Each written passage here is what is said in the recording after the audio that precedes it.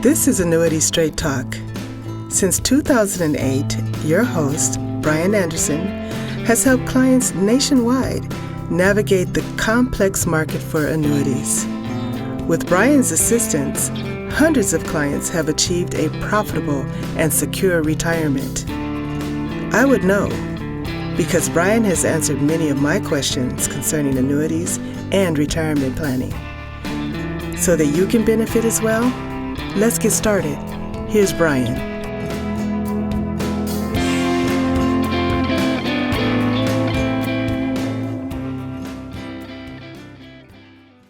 Hello, welcome everyone to the Annuity Straight Talk podcast, episode number 72. Brian Anderson here, coming to you with a new topic.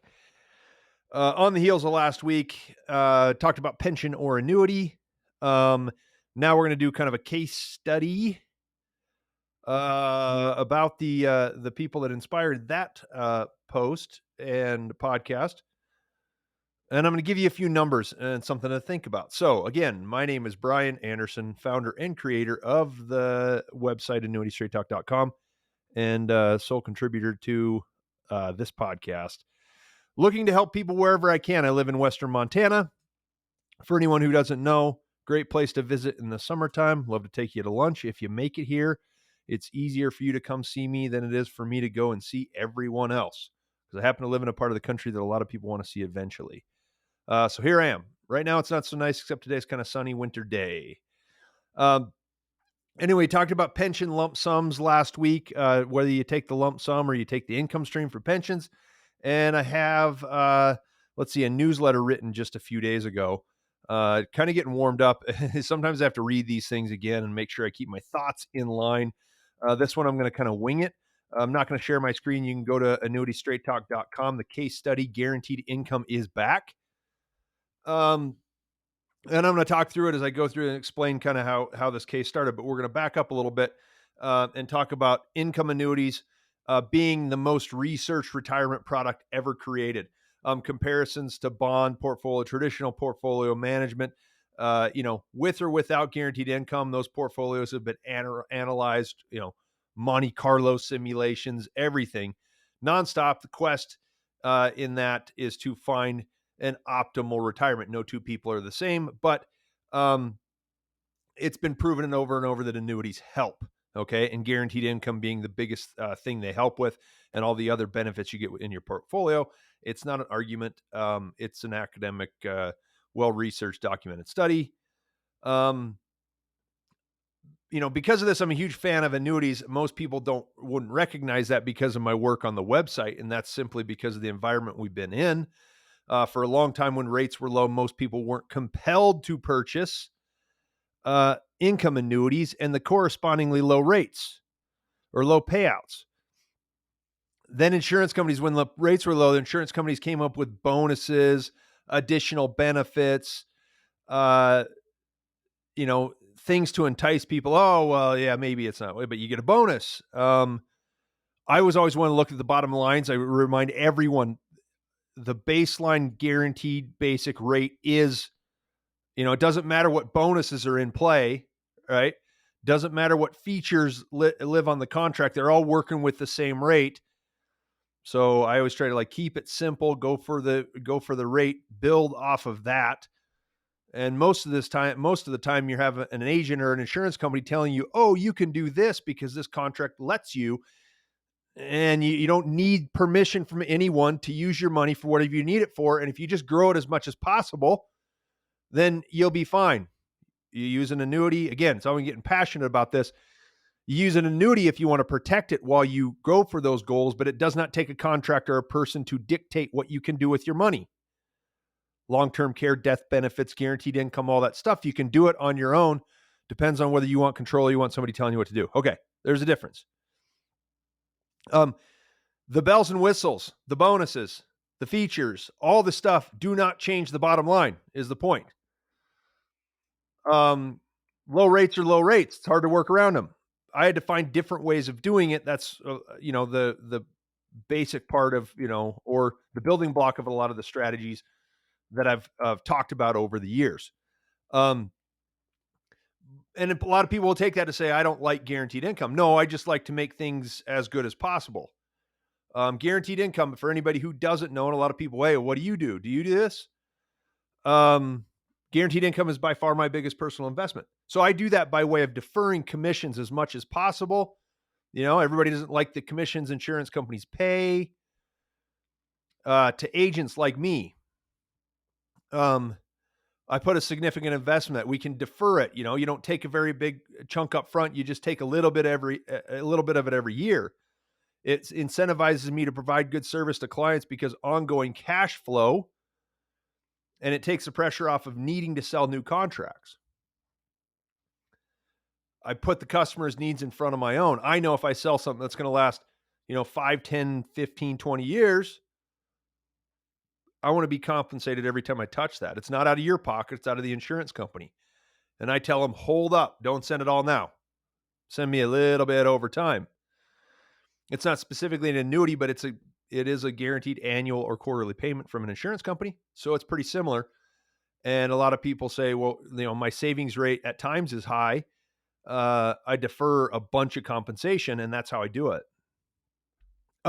If rates had been consistent throughout my career, I don't think I would have learned as much. It wouldn't have forced me to get creative. It might have become kind of boring, but conditions never stay the same, forces me to get creative.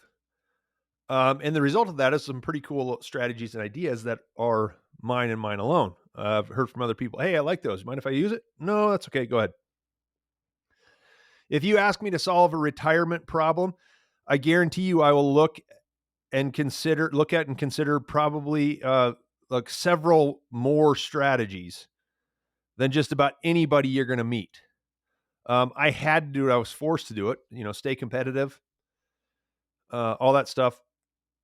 And I'm not going to stop doing it. My mind works that way. So every time, one problem comes in and I consider everything that I've ever used to figure out what would be best. So although I rarely recommended guaranteed income for the past 10 or 12 years, it was only because I found an alternate strategy that would produce similar or better results. If the alternative gave a person more control of the money in retirement, then it was a win all around. And then again, in the early days of being online, what incentive would people have to do business with me if I was just like everyone else? So differentiation was the key. Because I know a lot of people said that. Well, why would I do it with you? I could go get it from anyone. Okay, well, I'm going to give you other ideas that people don't have. I'm going to demonstrate my value, if that makes sense. But I had to be different than everybody else to make it work. To be great, you got to be different. If you're just like everyone else, it gets boring. Okay, so might be easier. I'm going to give you this case study. So this is right before Christmas. A couple contacted me. They had already decided to take a lump sum from their corporate pension. So these guys are really on top of it, really sharp. They're able to look at what works for them and focus on that and ignore the things that don't necessarily work for them. It's really fun to communicate with people like that and to work to solve problems, roll up the sleeves, do all that. But it was pretty good. So they'd already decided, I talked about last week, pension or annuity, and the list of things you got to consider depending on what your situation is. Okay. So in that podcast, I talked about, the people who need the income. Well, these guys definitely needed the income. Well, needs a strong word. They don't really need it, but they'll use it. How about that? So they took the lump sum of their pension, figured out what the payment would be. And again, they have lots of different options, but the, joint life option for them, they're young, right around 60 years old, was about 4.8%. So that's about when I first talked to them. We figured out what they had given up in payments in order to take this lump sum of money, rolled into an IRA, kind of sitting there. What's the plan? What are we going to do? So I jumped into the database and did a calculation based on their age and their state and all that stuff. And right away, instead of a 4.8% payout, an annuity would give them almost 6%. So right off the bat, they had already figured it out. They didn't need me to do that. It was already the right move to forego the pension income and take control of the asset. So if they didn't need the income, they had control of the asset. The remainder, you can use it for a legacy, all that stuff. They went from 4.8 to 6%. So that's about what, over a 25% increase 5 to 6 is 1 divided by 520. Yeah, maybe 2025. Okay. That kind of difference, that kind of increase makes a meaningful difference no matter who you are, whether you need the money or not. Might as well get as much as you can, right? So only a year ago, and goes back to why I didn't think about it. You wouldn't have seen that high a payout. These guys are right at age 60. You wouldn't have seen that high a payout until at least 70 for an annuity. And I think it got low enough to where you might have had to be 75 to get that kind of payout. And a few years ago, the proof of that, in my mind, and I don't have to prove and show you documents, I had a similar pension scenario with a guy. He had not decided to take the lump sum, and he was getting about a 5% payout from his employer pension. And the annuity actually paid a little bit less by just a few $100, so slightly under 5%. So then the question was, well, what's more secure, the annuity or the corporate pension? He ended up staying with the corporate pension because just, avoid the paperwork. What's the point? He was comfortable with the company, and it actually was a very solvent plan. Don't need to tell you the company, but they had really good assets. And I thought, okay, well, I'm not going to try to, start a fire in a house. It's not the house isn't burning down anyway, so I'm not going to start the fire. However, I'm supposed to say that.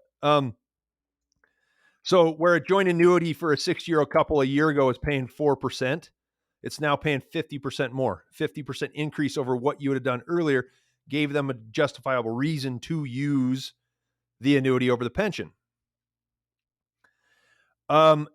A lot of people, if you don't do this all the time, the 6% payout is hard to compete with for a young couple.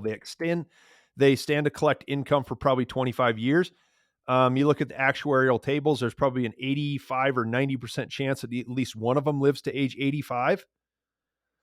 Like on a 6% payout, that's about a 16.5 year break even. Okay. So that means on a 25-year deal, 9 years of it, they're living out of the insurance company's pocket. It's a pretty good deal.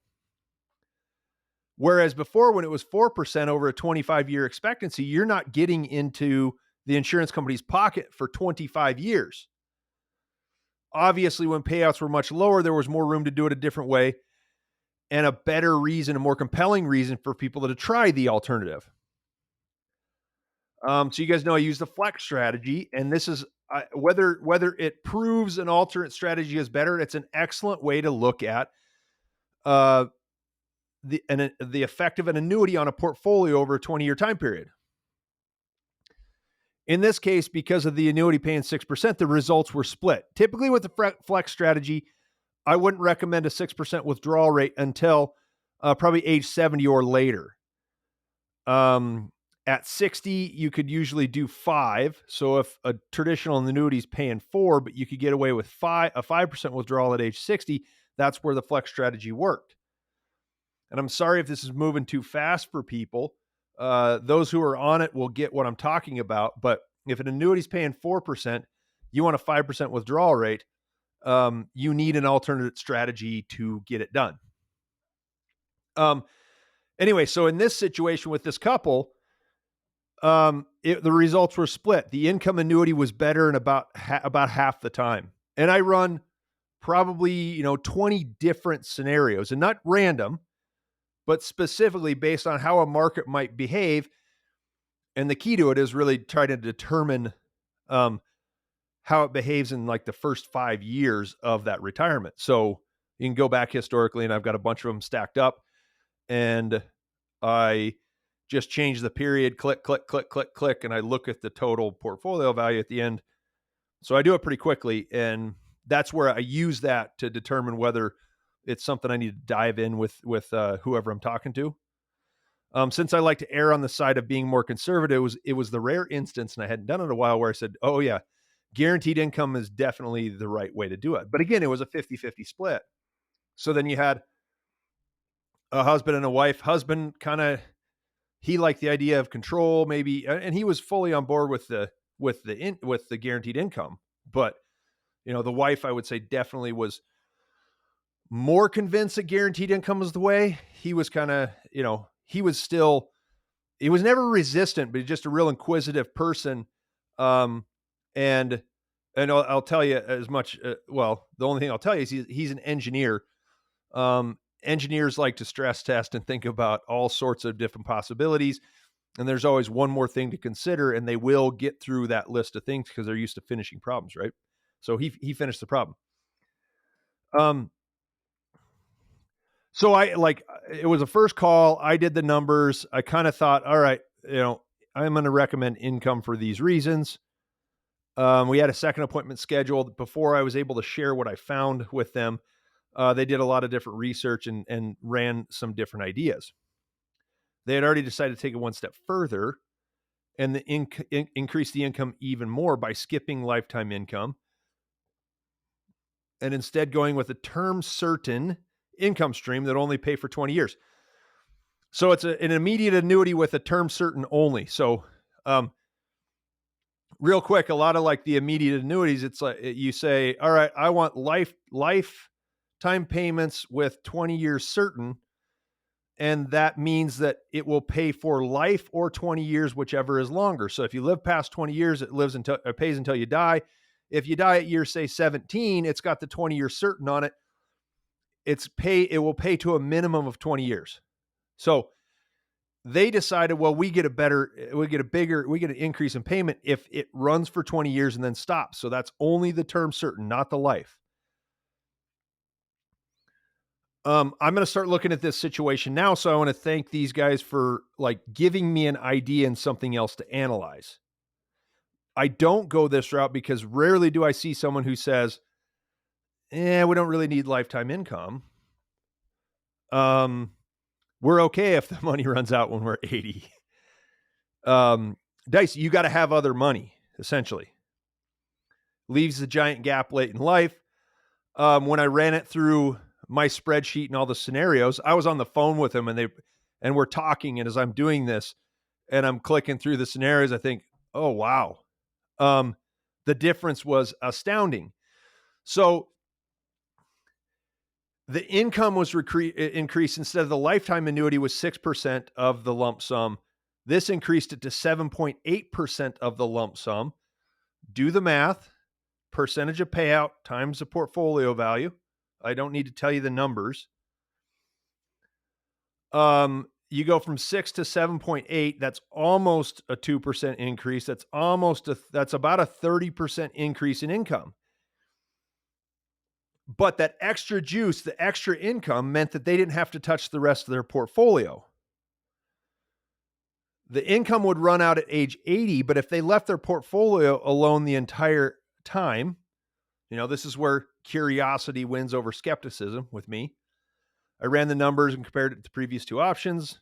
Results showed the higher income stream produced substantially, like lots better results.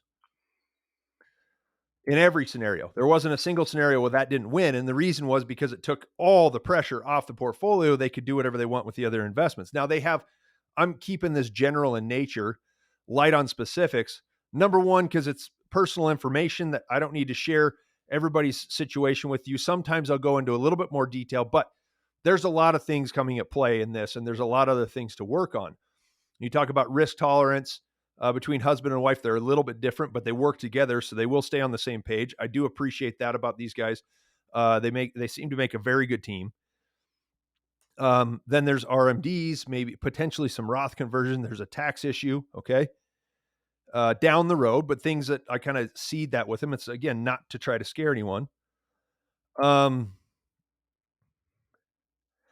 But if you're going to use the term certain only option, you got to be able to comfortably project enough money remaining to finance the later years of retirement. Money stops at 80, you got to have something else there. It only works in a relatively small percentage of cases.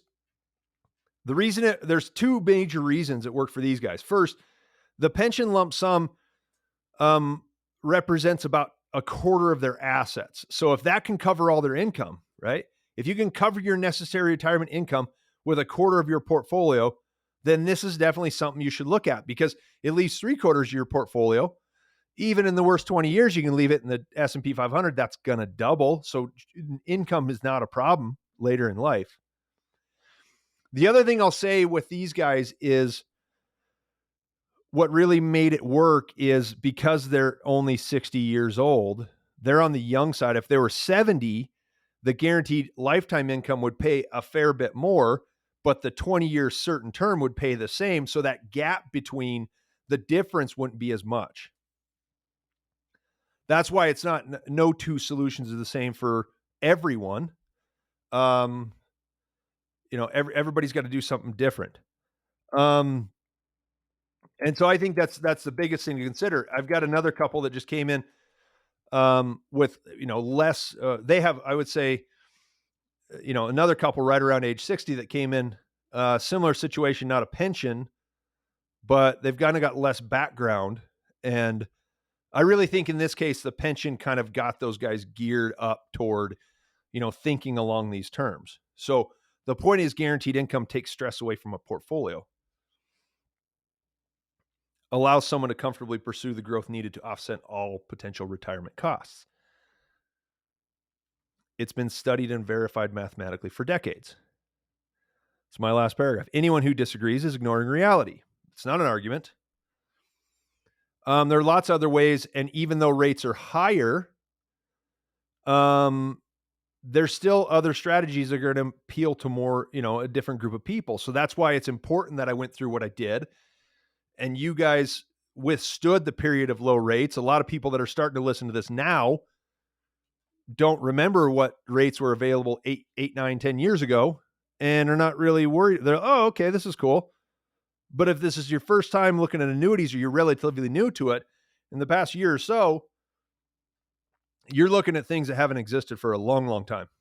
So we got plenty of ways to get it done. I am certainly glad that guaranteed income has made a comeback. Some people don't like, all the other options. It does take a kind of a hands-on approach. It's accepting some level of risk, albeit much lower than maybe a market-based risk. So it's really nice for the people that kind of set it, forget, hey, I just want to know it's there. It's like, what did I say? I went back and listened to one of the other podcasts, is that it's kind of like hiring yourself or creating your own paycheck, right? But it's one more tool to solve the puzzle. If you want to see how it works for you, whether you're dealing with a pension lump sum or not, if you're really serious about pulling some money off, getting retirement income, one other way to look at it, I want to thank these guys for doing it. Not going to mention them by name. I didn't clear that with them, but I told them I might talk about it a little bit. Very interesting. So if you want to see how it works, make an appointment. You can do that at any page on AnnuityStraightTalk.com.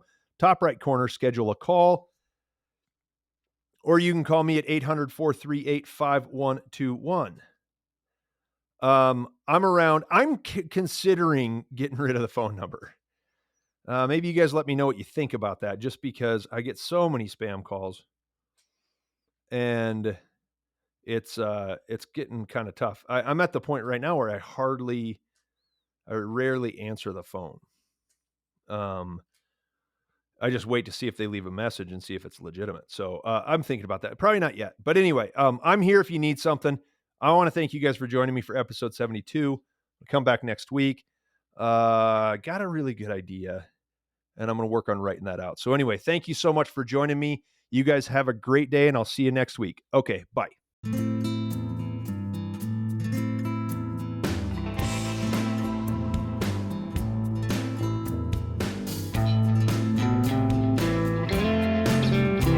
You have been listening to Annuity Straight Talk. The preceding information is for informational and educational purposes only and does not represent tax, legal, or investment advice. The views expressed by guests on this program are their own and do not necessarily reflect the views of Annuity Straight Talk or its partners. No information presented today should be acted upon without meeting with a qualified and licensed professional. It is important that you read all insurance contract disclosures carefully before making a purchase decision. Guarantees are based on the financial strength and claims paying ability of the insurance company.